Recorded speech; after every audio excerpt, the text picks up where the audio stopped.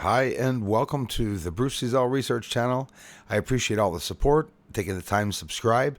Check it out. I show this on all my platforms, on Patreon and everywhere. Why? Because on the Black Vault, they showed an Apollo 9 image of a black triangle on the moon. And look at this one here. Look at the several triangles on the moon that we could see. They look like shapes and forms. And I'll show you another one at another area too. Another Apollo landing where we could see the triangle ever so well.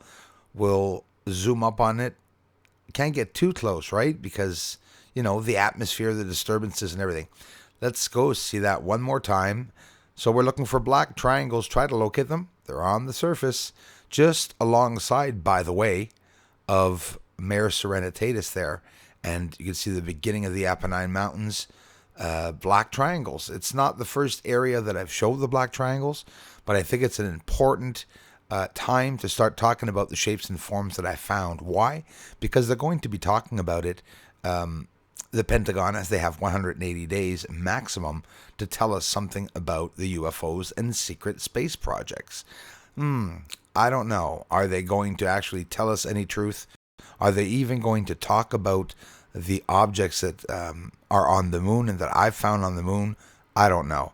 There's a triangle, same thing, except this time we're between the sun and the moon at a partial eclipse. But yet again, that black triangle that's very close to the moon, 219.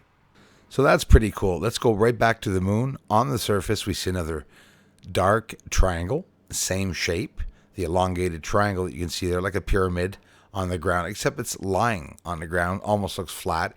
It is also an Apollo site landing. I'm not going to say which one it is. I think it's the 12, but before I speak, I know for a fact it is. Not going to say which one it was. I'll get back to you on that. But again, you can see that dark triangle. This one, the man waited 5-10 years before speaking of this. There's also a Mark M who reproduced a fake photo like this, but only had 3 lights. This is beside planet Jupiter that you can see a UFO flying by. And look, there's more than one object. That's why I took note of it. I showed the live footage, of course, and this is just an image out of the video that I've already posted. And look, again, another shape and form of a UFO that you can see. Pretty cool. Again, planet Jupiter, that we see different various types of UFOs. And Navy and everyone talk about. This is the Cube UFO. What do you think of that? It's a UFO, more than one UFO, and they go by and they flash quite quickly. There was also those blue UFOs a couple of years back that I've not seen reappear. Many different types. If I was able to capture 6 or 7 different types of UFOs, and I mean completely different to themselves. Here, by the way, where the arrow is on the right, it's actually showing you, yes, a UFO coming outside of the surface of the moon to meet up with the other objects on the left, the other UFOs. A military fleet or a fleet in formation going by on the left, and you could see right there, simultaneously, immediately joins up with the pack, totally unnoticed. Right off the bat, the military formation, or I keep saying military formation, whether or not the UFO fleet, let's say, because that's definitely what it is, they're flying at a high speed, they're winding left to right, they're following like a frequency, just like Bob Lazar says, again with the frequencies, and that's what they're doing. It looks like they're microwaving themselves across, and I often say, you know, they're teleporting themselves. Look really closely inside of the circle in the center. Do you see that? It's not a joke. The UFO is coming out or taking off from that exact black spot. 3 other spots on the bottom that you can see are also areas where UFOs come out of the surface. So I call them like slits, if you want, because that's basically what we're seeing on the surface. It's a black crevice. And don't forget, we're seeing these objects small, and they're not small. But we see them small because we're looking from Earth with a telescope. Even a big telescope, these objects, you know, are hard to see and they would be small. A big telescope would be even harder probably. Well, it depends. Like the Vatican telescope? Yeah, definitely. You'd have to get a reducer, but that's besides the point. He would get precise, beautiful, clear images of the moon, definitely. Close-ups, too. I mean, just absolutely amazing. Now, look at this one, for example. This has nothing to do with the one you saw on the moon. It's a complete different shape. I mean, basically, do you understand that it's phenomena that is occurring? Not for nothing that task forces are looking at aerial phenomena, just like Lewis was doing, right? Same thing that Luis Elizondo was doing. Aerial phenomena. I want us to go to the moon to see Copernicus crater as we jump from the moon to in the sky, UFO, infrared. So there's me, silly Bruce, setting up out in the cold. That's before winter. And now it's pretty cold outside, but I still get out because cold viewing is the best viewing. You get no atmosphere, and even though bugs don't appear on the telescope, we get no excuse for any bugs, especially when we film out in the winter. For those of you wondering what this beautiful crater is Copernicus crater. Let's invert it to look what's around it. Do you see that we could see the surface elevation? I wanted to see the terrain on the surface. Every single image of NASA shows a gray surface around Copernicus. Look for yourself. You won't find any that are showing the elevation. And that's quite simply what I tried to show here. And with success, we can see some good signs of elevation. What about this area? A line going through it with a second line overlapping it. And that mysterious, very, very bright blue spot is right beside Copernicus. And there's another one, an aqua-colored one.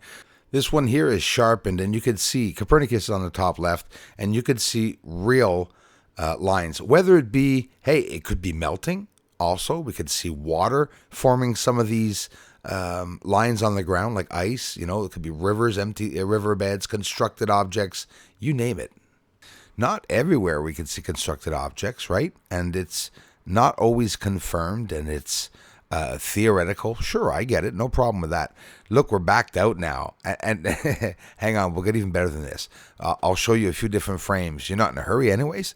Look at the area of water, the line going to the blue area. Anyways, let's just call it the blue area. Over a green patch right there. You could see it very clearly. And again, the crater that you're looking at on the bottom left is Copernicus crater. So here's the inversion. Once again, like I showed you a minute ago, but now we're zoomed out, different levels so that you can see the surface. So straight up, you can see, like me, the winding surface that goes up and down, very hilly, mountainous, right? Even a hole in the center here, the dark area, and you can see where the levels descend on the bottom. Yeah, there's white on the bottom. What is the white? Well, ladies and gents, that's what I believe is smoke that is coming from these lit sources. There's 3 of them on the image that you can see. Just an incredible view of the surface without any tampering or manipulation. The ideal is that I found a really cool way of being able to see parts of the surface. Got a lot of trolls along with that, which, it's normal, considering what I showed. Because this is absolutely incredible. It's natural. It's no filter. It's straight up color telescope, 14 inches with a good $5,000 camera. Canadian, by the way. It's $10,000 the D850, but I didn't even take the lens because it would have been $10,000. And yeah, see that blue area over the green patch? So you're looking at an Earth-like area 100% on the surface, right? A very Earth-like area where you could see a lot of what looks like vegetation even, hillsides and everything. This one I'm sure you're going to appreciate before we end the video, and there will be more. I promise you all. This is Bianchini, just 40 miles, maybe 10, 15, 20 miles from it, and there's a 40 kilometer straight line in the center there. So now look, when I invert this, you can see that it looks like the moon has chickenpox, right? There's a whole bunch of bumps that are elevating, and they're all jumbled up together, and they are going unnoticed because people aren't close enough. And look at this. Straight up, surface structures on the moon that you could see a whole bunch of areas that even looked like cities. They very well could be cities. And if they're not, well, I'll tell you what. Why is NASA not showing us amazing surfaces? Aliens on the moon, they must have minded. They're up there sitting down in that pontoon. They drop everybody up in their belly party. But they don't, and they coming here so soon. Yeah, aliens are up there on the moon. They may be even coming right here soon. Aliens are mining on the moon. Yes, they are up there. Doesn't matter, cause disclosure's coming soon.